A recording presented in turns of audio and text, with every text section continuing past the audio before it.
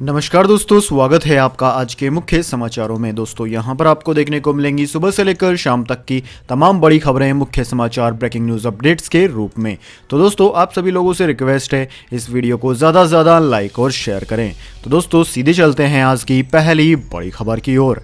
अरविंद केजरीवाल का बड़ा ऐलान, अगर केंद्र नहीं देगी तो आम आदमी पार्टी फ्री में लगवाएगी इस महामारी की वैक्सीन। जी हां दोस्तों, दिल्ली के मुख्यमंत्री अरविंद केजरीवाल ने दिल्ली वासियों के लिए मुफ्त में इस महामारी की वैक्सीन का ऐलान कर दिया है। उन्होंने कहा है कि दिल्ली सरकार अपने खर्चे पर जनता को मुफ्त वैक्सीन मुहैया करवाएगी। उन्होंने आगे कहा कि मैं लोगों से आग्रह करता हूं कि इस महामारी वैक्सीन के बारे में गलत जानकारी न फैलाएं। मैंने केंद्र सरकार से अपील की है कि सभी को मुफ्त में इस महामारी की वैक्सीन दी जाए। अगर केंद्र सरकार ऐसा नहीं करती है तो दिल्ली वालों को मुफ्त में इस महामारी की वैक्सीन हमारी ओर से दी जाएगी। इसके साथ ही केजरीवाल ने इस महामारी के योद्धा डॉक्टर हितेश गुप्ता के परिवार को 1 करोड़ रुपए की सहायता राशि प्रदान की। सीएम केजरीवाल ने इस बात की जानकारी अपने आधिकारिक ट्विटर अकाउंट पर दी। दोस्तों आपकी जानकारी के लिए बता दें, हाल ही में डॉक्टर हितेश का इस महामारी वायरस के कारण निधन हो गया था।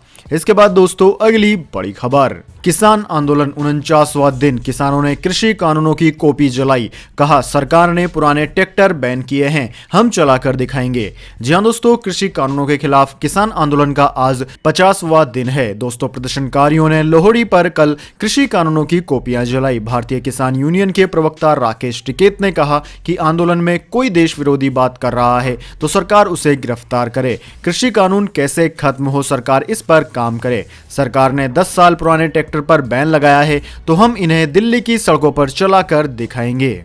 वहीं दोस्तों भाजपा सांसद और अभिनेत्री हेमा मालिनी ने कहा कि जो प्रदर्शन कर रहे हैं उन्हें तो खुद पता नहीं है कि वो क्या चाहते हैं और कृषि कानूनों में दिक्कत क्या है। इससे पता चलता है कि वे किसके कहने पर प्रदर्शन कर रहे हैं। दोस्तों हेमा मालिनी ने यह भी कहा कि कृषि कानूनों के अमल पर रोक लगाना अच्छी बात है, इससे मामला शांत होने की उम्मीद है। किसान कई दौर की चर्चा के बाद भी मानने को तैयार नहीं है। वैसे दोस्तों इस बारे में आप हेमा मालिनी को क्या कहना चाहेंगे, कमेंट में जरूर दिखे। इसके अलावा दोस्तों सुप्रीम कोर्ट ने मंगलवार को तीनों कृषि कानूनों के अमल पर रोक लगा दी थी। साथ ही बातचीत से मुद्दा सुलझाने के लिए 4 एक्सपर्ट्स की कमेटी बना दी थी, लेकिन किसानों का कहना है कि कानून वापसी तक आंदोलन खत्म नहीं करेंगे। किसान नेता राकेश टिकैत समेत तमाम किसान नेताओं का कहना है कि समिति के लिए जो 4 लोग सेलेक्ट किए गए हैं वो पहले से ही कानून के हितैषी हैं। इसके बाद दोस्तों अगली बड़ी खबर, ब्लैक मनी रखने वालों की शामत, आसानी से दर्ज होगी आयकर चोरी की शिकायत, मिलेंगे 5 करोड़। जी हां दोस्तों, अब टैक्स की चोरी करने वालों की खैर नहीं है। काला धन रखने वालों पर शिकंजा कसने के लिए सरकार ने बड़ा कदम उठाया है। आईटी डिपार्टमेंट ने एक ऐसा ऑनलाइन पोर्टल लॉन्च किया है जिसके जरिए कोई भी व्यक्ति टैक्स चोरी करने वालों के खिलाफ शिकायत दर्ज कर सकता है। केंद्रीय प्रत्यक्ष कर बोर्ड सीबीडीटी ने कहा है कि उसके ई फाइलिंग पोर्टल पर सोमवार को टैक्स चोरी अथवा बेनामी संपत्ति होल्डिंग की जानकारी देने संबंधी लिंक को चालू कर दिया गया है। शिकायत सही पाए जाने पर 5 करोड़ रुपए तक का इनाम भी मिलेगा। वहीं शिकायतकर्ता की डिटेल्स को गुप्त रखने के मकसद से उसे अपना पैन या फिर आधार नंबर भी नहीं देना होगा। हालांकि व्यक्ति को अपना मोबाइल नंबर देना जरूर होगा, क्योंकि इस पर शिकायत दर्ज करने के लिए ओटीपी भेजा जाएगा। बिना ओटीपी को डाले कोई भी शिकायत पोर्टल पर दर्ज नहीं की जाएगी। दोस्तों आयकर कानून 1961 के उल्लंघन, अघोषित संपत्ति कानून और बेनामी लेन देन बचाव कानून के तहत 3 अलग अलग फॉर्म में शिकायत दर्ज की जा सकती है। तीनों फॉर्म को विभाग की वेबसाइट पर अपलोड कर दिया गया है। दोस्तों वर्तमान में लागू योजना के मुताबिक बेनामी संपत्ति के मामले में 1 करोड़ रुपए और विदेशों में काला धन रखने सहित अन्य कर चोरी के मामले में कुछ शर्तों के साथ 5 करोड़ रुपए तक का पुरस्कार दिए जाने का प्रावधान है। नई सुविधा में कोई भी व्यक्ति मुखबिर अथवा भेदिया भी बन सकता है और वह इनाम पाने का भी हकदार होगा। इसके बाद दोस्तों अगली बड़ी खबर, भारतीय वायुसेना को मिलेंगे 83 LCA तेजस विमान। प्रधानमंत्री नरेंद्र मोदी ने लगाई सबसे बड़ी रक्षा खरीद पर मोहर। जी हां दोस्तों, भारतीय वायुसेना की जरूरतों को देखते हुए भारत सरकार ने अब तक के सबसे बड़े रक्षा सौदे पर मोहर लगा दी है। दरअसल दोस्तों भारत सरकार ने भारत में ही बने 4थी पीढ़ी के सबसे उन्नत लड़ाकू विमान तेजस की खरीद के लिए 48,000 करोड़ रुपए जारी कर दिए हैं। इस सौदे पर आज प्रधानमंत्री नरेंद्र मोदी ने मोहर भी लगा दी। दोस्तों खुद रक्षा मंत्री राजनाथ सिंह ने इस बात की जानकारी दी है। भारतीय वायुसेना के पास जरूरत के हिसाब से लड़ाकू विमानों की संख्या काफी कम है, लेकिन अब इनकी कमी को पूरा करने के लिए सरकार ने बड़े कदम उठा लिए हैं। फ्रांस से राफेल फाइटर जेट्स की खरीद के बाद अब प्रधानमंत्री नरेंद्र मोदी ने 48,000 करोड़ की लागत से 83 LCA तेजस मार्क 1A की खरीद को हरी झंडी दे दी है। इस बात की जानकारी स्वयं रक्षा मंत्री राजनाथ सिंह ने दी है और कहा है कि प्रधानमंत्री की अगुवाई में CCS ने 48,000 करोड़ रुपए तेजस की खरीद के लिए अप्रूव कर दिए हैं। ये डील भारतीय रक्षा विनिर्माण के क्षेत्र में मील का पत्थर साबित होगी। इसके बाद दोस्तों अगली बड़ी खबर, दिल्ली के शिक्षा मंत्री मनीष सिसोदिया की बड़ी घोषणा। कहा, दिल्ली में 18 जनवरी से खोले जाएंगे स्कूल। जी हां दोस्तों, CBSE 10वीं 12वीं बोर्ड की प्रैक्टिकल परीक्षा 1 मार्च से शुरू होगी। इसी बीच दिल्ली में CBSE बोर्ड परीक्षाओं व प्रैक्टिकलों के मद्देनजर 10वीं और 12वीं की क्लास के लिए 18 जनवरी से स्कूलों को दोबारा खोला जा रहा है। दिल्ली शिक्षा मंत्री मनीष सिसोदिया ने ट्वीट कर इस बात की जानकारी दी है। दोस्तों, आप सभी को मालूम है कि इस महामारी वायरस के कहर ने सभी को घरों में कैद होने को मजबूर कर दिया था। हालांकि लॉकडाउन हटने के बाद से लोगों ने सामान्य दिनचर्या में लौटना शुरू कर दिया है। 2020 से बंद चल रहे स्कूलों को भी धीरे धीरे खोला जा रहा है। दिल्ली के शिक्षा मंत्री मनीष सिसोदिया ने कहा कि दिल्ली में CBSE बोर्ड परीक्षाओं के मद्देनजर 18 जनवरी से प्रैक्टिकल, प्रोजेक्ट, काउंसलिंग आदि के लिए स्कूल खोलने की अनुमति दी जा रही है। यह अनुमति सिर्फ 10वीं और 12वीं की कक्षा के छात्रों के लिए है। अभिभावकों की सहमति से ही बच्चों को स्कूलों में बुलाया जा सकेगा। उन्होंने स्पष्ट कर दिया है कि बच्चों को आने के लिए बाध्य नहीं किया जाएगा।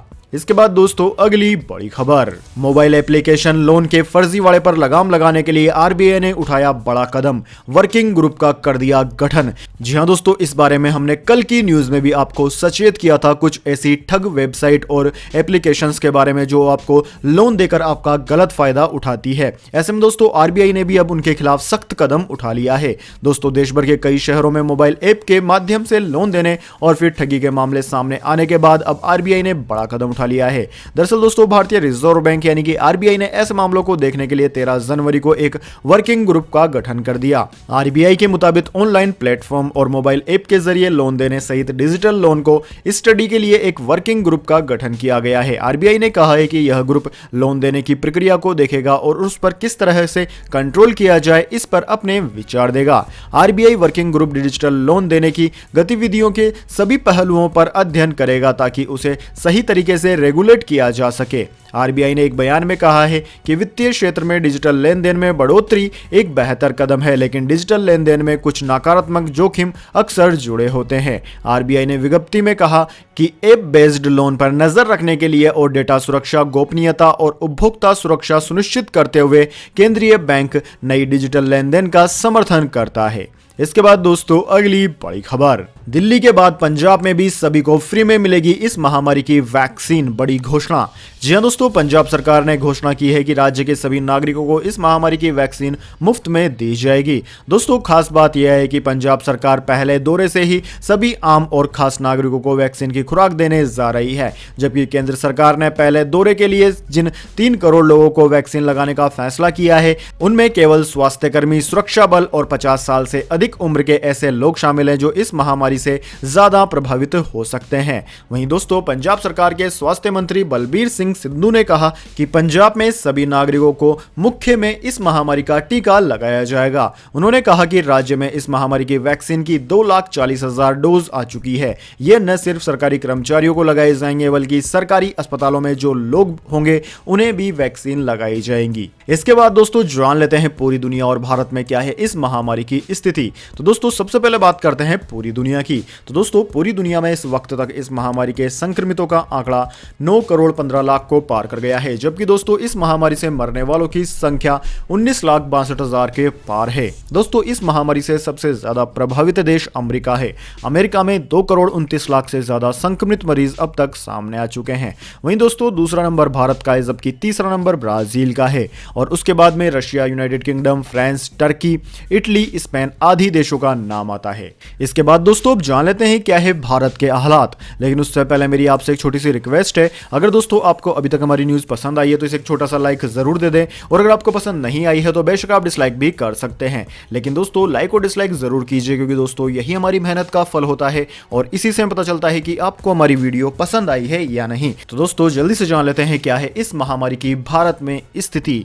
तो दोस्तों भारत में इस वक्त तक इस महामारी के संक्रमितों का आंकड़ा 1,04,95,000 को पार कर गया है, जो कि दोस्तों पूरी दुनिया में दूसरे नंबर पर सबसे बड़ा आंकड़ा है। भारत में मरने वालों का संख्या 1,51,00,000 को पार कर गया है। वहीं दोस्तों भारत में सबसे ज्यादा प्रभावित राज्य महाराष्ट्र है। महाराष्ट्र में 19,74,000 से ज्यादा संक्रमित मरीज इस महामारी के पाए गए हैं।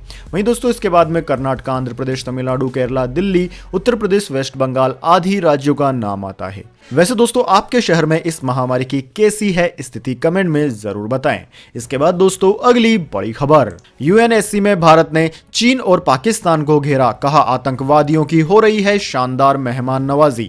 जी हां दोस्तों, भारत ने मंगलवार को कहा कि अंतर्राष्ट्रीय समुदाय को आतंकवाद को उचित ठहराने और उसका महिमा मंडल करने की इजाजत नहीं देनी चाहिए। भारत ने संभवतः पाकिस्तान में छिपे आतंकवादी दाऊद इब्राहिम का परोक्ष तौर पर हवाला देते हुए संयुक्त राष्ट्र सुरक्षा परिषद से कहा कि 1993 के मुंबई बम धमाकों के लिए जिम्मेदार आपराधिक गिरोहों को केवल सरकार का संरक्षण ही नहीं मिल रहा है, बल्कि वे 5 सितारा मेहमान नवाजी का आनंद भी उठा रहे हैं। विदेश मंत्री एस जयशंकर ने डिजिटल तरीके से यूएनएससी बैठक को संबोधित करते हुए कहा, सबसे पहले हमें आतंकवाद के खिलाफ मुकाबले के लिए दृढ़ राजनीतिक इच्छा शक्ति दिखानी होगी। इस लड़ाई में किंतु परंतु नहीं होना चाहिए। उन्होंने कहा कि आतंकवाद को कभी भी उचित नहीं ठहराया जा सकता, न ही इसका गुणगान किया जा सकता है। सभी सदस्य राष्ट्रों को आतंकवाद से निपटने के लिए अपनी प्रतिबद्धताओं और समझौते का पालन करना चाहिए। इसके बाद दोस्तों अगली बड़ी खबर, वेदर अपडेट, सर्द हवाओं ने बढ़ाई परेशानी, हफ्ते का न्यूनतम तापमान भी गिरा।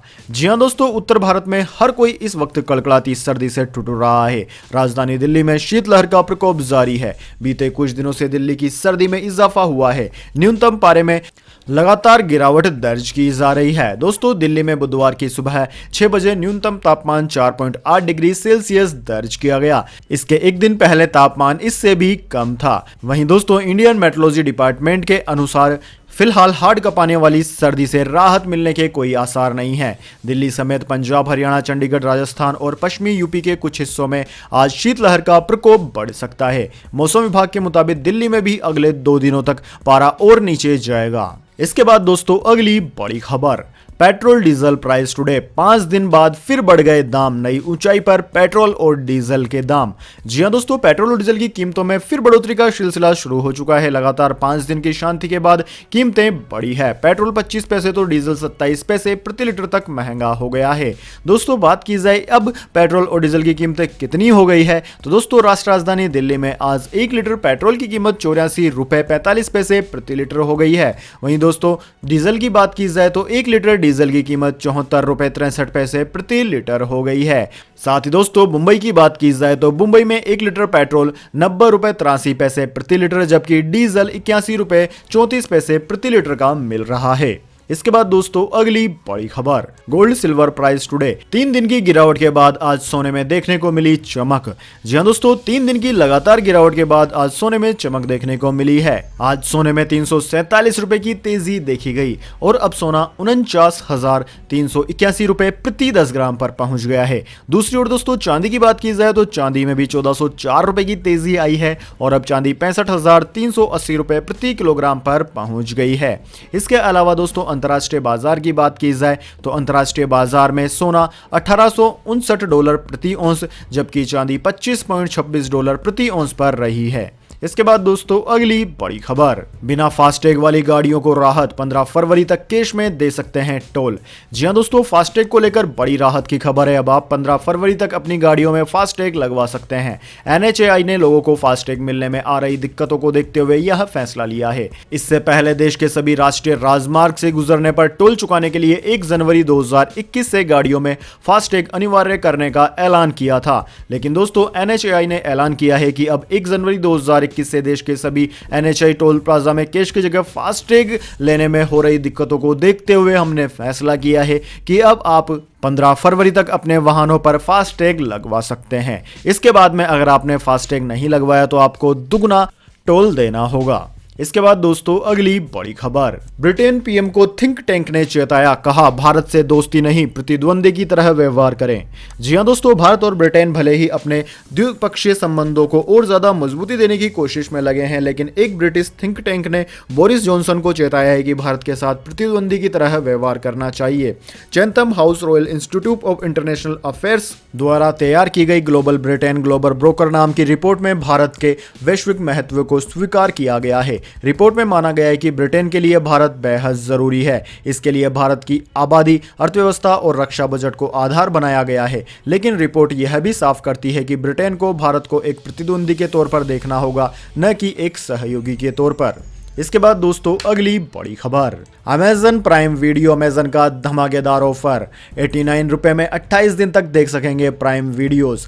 जी हां दोस्तों, ई कॉमर्स दिग्गज और कंटेंट स्ट्रीमिंग प्लेटफॉर्म अमेजन ने भारतीय यूजर्स को ध्यान में रखते हुए प्राइम वीडियो मोबाइल एडिशन को बुधवार को लॉन्च कर दिया। इस प्लान के यूजर्स मात्र 89 रुपए प्रति माह में अमेजन प्राइम वीडियो का आनंद ले सकेंगे। दोस्तों, अमेजन प्राइम वीडियो ने ओटीटी प्लेटफॉर्म नेटफ्लिक्स, हॉटस्टार जैसी कंपनियों से कड़ी कंपटीशन के बीच यह सर्विस शुरू की है। इसके लिए अमेजन ने एयरटेल के साथ टाई अप भी किया हुआ है। इसके बाद दोस्तों अगली बड़ी खबर, देश की सबसे ज्यादा बिकने वाली इलेक्ट्रिक कार बनी टाटा नेक्सॉन ईवी। जी हां दोस्तों, साल 2020 में देश की प्रमुख ऑटोमोबाइल कंपनी टाटा मोटर्स ने इलेक्ट्रिक वाहन सेगमेंट में बाजी मार ली है। टाटा की नेक्सॉन ईवी देश में सबसे ज्यादा बिकने वाली इलेक्ट्रिक कार बन गई है। पिछले साल कंपनी ने करीब 2600 नई गाड़ियों की सेल की। दोस्तों, इस इलेक्ट्रिक कार के टॉप वेरिएंट की कीमत 15.99 लाख रुपए है। यह गाड़ी 3 वेरिएंट में आती है।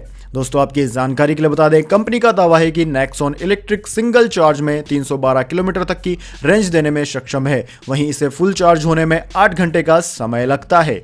इसके बाद दोस्तों अगली बड़ी खबर, टेस्ला की भारत में हुई एंट्री, बेंगलुरु में कराया रजिस्ट्रेशन। जी हां दोस्तों, आखिरकार इलेक्ट्रिक कारें बनाने वाली दुनिया की दिग्गज कंपनी टेस्ला की भारत में एंट्री हो ही गई है। दुनिया के दूसरे सबसे अमीर शख्स एलन मस्क की कंपनी ने बेंगलुरु में Tesla India Motors and energy private limited के नाम से रजिस्ट्रेशन करवा लिया है। दोस्तों, टेस्ला इंडिया ने अपना पहला ऑफिस बेंगलुरु में 8 जनवरी को आरओसी में रजिस्टर्ड किया है। यहीं से लग्जरी इलेक्ट्रिक कारों की मैन्युफैक्चरिंग की जाएगी।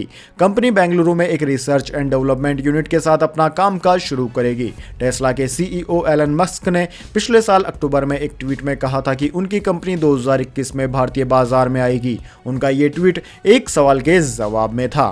इसके बाद दोस्तों अगली बड़ी खबर, आईफोन बनाने वाली फॉक्सकॉन इंडियन मार्केट में उतारेगी आईपीओ, 5000 करोड़ रुपए जुटाने का है प्लान। जी हां दोस्तों, शेयर बाजार में जल्दी कमाई के लिए एक और मौका मिलने वाला है। आईफोन बनाने वाली कंपनी फॉक्सकॉन अपना आईपीओ पेश करने जा रही है। कंपनी की इंडियन सब्सिडरी फॉक्सकॉन इंडिया जल्दी आईपीओ की डिटेल्स शेयर करेगी। दोस्तों, सूत्रों के मुताबिक ताइवान कॉन्ट्रैक्ट मैन्युफैक्चर और आईफोन असेंबल करने वाली फॉक्सकॉन मार्केट में आईपीओ से 5000 करोड़ रुपए जुटा सकती है। लाइव मिंट की खबर के मुताबिक एप्पल के लिए कॉन्ट्रैक्ट पर फोन बनाने वाली ताइवान की यह कंपनी साल 2019 से ही भारत में अपने कारोबार को फैलाने की योजना बना रही है। ग्रुप की ही एक और कंपनी होन हाई प्रिजन इंडस्ट्री ताइवान बाजार में लिस्टेड है। तो दोस्तों, यह थी आज की तमाम बड़ी खबरें। इसके बाद में दोस्तों बारी आती है आज के माइंड क्विज क्वेश्चन की। जी हां दोस्तों, एक आसान से सवाल का जवाब देकर आप जीत सकते हैं एक अमेजिंग सरप्राइज गिफ्ट। तो दोस्तों, आज का सवाल आपकी स्क्रीन पर आ चुका है। ऑस्कर पुरस्कार किस क्षेत्र में दिया जाता है? जी हां दोस्तों, अगर आप जानते हैं कि ऑस्कर पुरस्कार किस क्षेत्र में दिया जाता है तो जल्दी से कमेंट बॉक्स में लिख दीजिए। अगर दोस्तों आपका जवाब होता है एकदम सही और आप चुने जाते हैं लक्की विजेता के रूप में, तो आपको मिल सकता है एक अमेजिंग सरप्राइज गिफ्ट हमारे यूट्यूब चैनल की ओर से। तो दोस्तों जल्दी से अपना उत्तर कमेंट बॉक्स में लिख दीजिए, वीडियो को लाइक कर लीजिए और चैनल को सब्सक्राइब करके बेल आइकन भी दबा लीजिए। धन्यवाद। वंदे मातरम। जय हिंद, जय भारत।